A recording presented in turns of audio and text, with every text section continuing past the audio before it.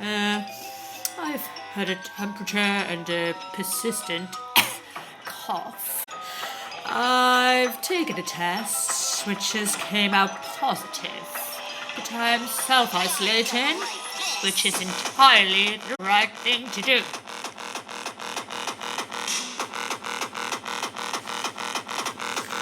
Persistent cough.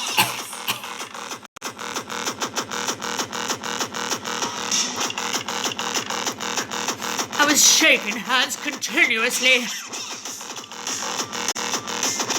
Even in the hospital, with coronavirus patients. Persistent cough.